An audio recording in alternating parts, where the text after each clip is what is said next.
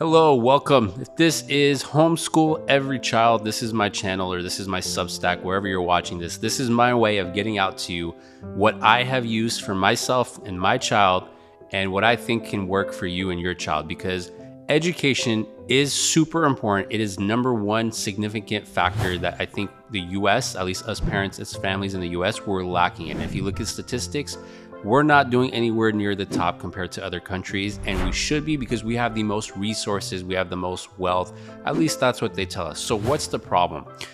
The problem, I don't want to get into blame games saying public education or even saying homeschooling is the only way to go, because most of us maybe can't put our kids into a full 100% homeschooling environment.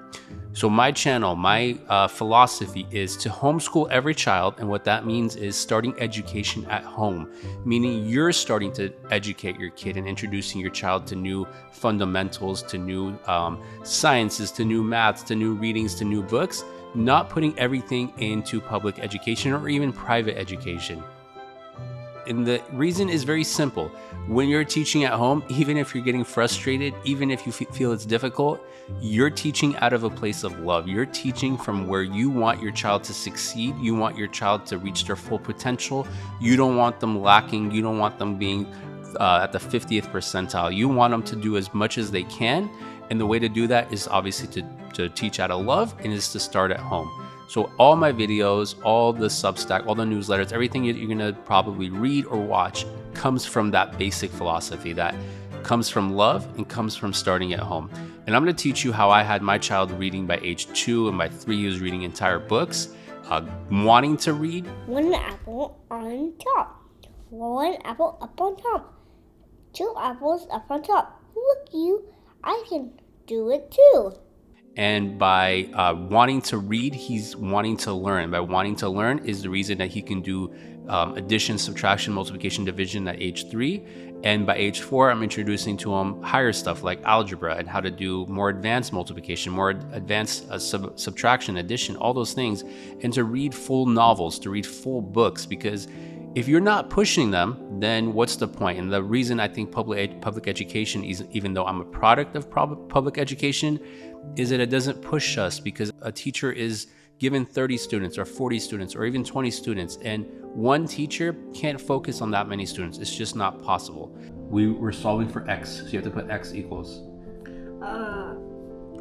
X equals 7? Is it the answer you got? Yeah. Okay, good. So write it, and then you can always plug it back in. How it fails the students is they have to find where everyone has a baseline and everyone can kind of keep up together. And the ones who are too advanced, they are going to get bored and they're not going to learn as fast. And you can bump them up to the next grade, but then what? At some point, they're going to accelerate at different levels. So for example, if a child is in kindergarten but can read at a second grade level, they can push them to first grade, but then now they're with the older kids, they may feel intimidated, some things are lacking.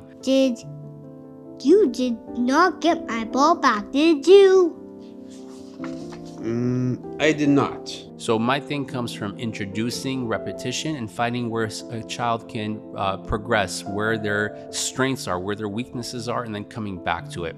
And I'm going to show you real examples I've done with my child. There's nothing special. There's nothing special about our environment. There's no tutors. If you want to find the city of Portland, Oregon. Portland is a city in Oregon. So to find it, please hold the 3. And why do you say that? Oh, this is the map of Oregon. Okay. So can you find a city in a map? Another thing I want to emphasize is homeschooling is sometimes looked at as being antisocial, or kids come out weird and that kind of stuff, and that's not the case. I'm going to go over how to combat that as well, how to make sure your kid is in an environment where they can flourish. And again, this isn't meant to say that you can't go to public school. You can do homeschooling and public school, homeschooling and private school. I'm repeating this because these are some of the feedbacks I get, some of the criticisms that I get from people, even my friends. Education works if it's fun. If kids are having fun, they want to learn, they want to come back. If it's boring, if it's stressful, they don't want to do it. It's the basics. So we have to introduce fun in there. Oh, 9 again. Nothing. 199. Correct. They're making these look very easy. Another criticism I have of public education, again, being in public education, tutoring kids in public education, is that there's a lot of fluff to it. So even though they might be there 6 to 8 hours, a majority of that is fluff. So if you want to prioritize their time, I would knock it down to 3 40-minute segments a day. And then the rest of it is fun stuff. There's fun in there as well, but the rest of it is going to Barnes & Noble and just chilling, looking at books, going to parks, interacting with other kids, doing things like team sports, individual sports, museums, rock climbing, all that stuff. And the way you can do that, the fun stuff, is by narrowing down the education, the actual learning part, making it smaller, making the emphasis a little bit more targeted, so that in 3 40-minute segments, you are done. And lastly, when you're letting the government take the reins, they're deciding how fast your kid is learning, they're deciding how they're learning, they're deciding what they're learning. So you want to take that power back. And even though they can supplement that in public school, you're at least giving them the foundation. So you're giving them the strength to, when they see something that should be challenged, they can challenge it, or they can dismiss it, or they can say there's another way to do it.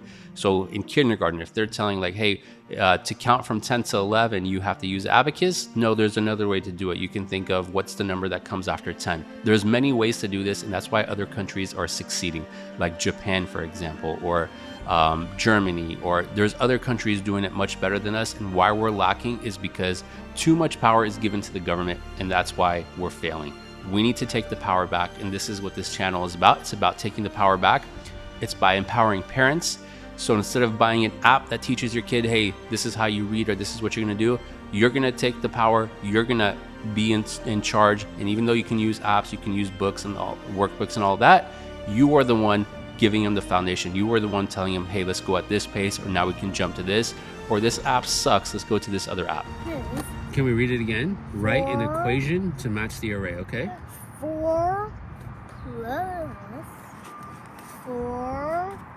plus 4, 1, 2, 3, 4, 5, 6, 7, 8, 9, 10, 11, 12 equals 12. If you're down to be in charge, if you want to take the power, then this is for you. If you're not, I understand. It's not for everyone. Go to public education, go to private education, go to these other places like Mathnesium, like Kumon, and you can let them try to take over and let them try to educate your child as well. I think it's a good balance to have everything in there, whatever you can afford, whatever you have time with. But the basic foundation starts at home from age 1, all the way to age 7, 8, when then they're ready to progress to the next level. How do you grow fruits and vegetables? I don't know. You don't know? No. Okay. Well, first, what do we need? Let's go to this page. A little bit about myself. My name is Arash. I'm a proud father, and I came from a culture where education was important. And even though I was able to graduate high school, I was told that I couldn't go to UCSD because my grade level wasn't high enough. So when I went to community college, they said that I couldn't go into the biology field of UCSD, and I appealed that and I got in. And then at UCSD, there was a couple of times when I didn't do too well. So they told me like, hey, you can't graduate with biology. You need to go into like communications or something below. And I said no, and I found a way to get my grades up to be able to learn in a different way so that I could graduate with a biology degree, and I did. Although I didn't pursue that field, I got into video production and creating content. Eventually, I was doing that from the very beginning, and now it's more of a popular thing. But the bottom line is, college has a foundation, high school has a foundation, homeschooling has a foundation. And the more foundations, the more steps you build with strength, the more potential your child has to succeed and to be a productive member of society, and to have self-esteem, and to be happy with themselves, and to be emotionally intelligent.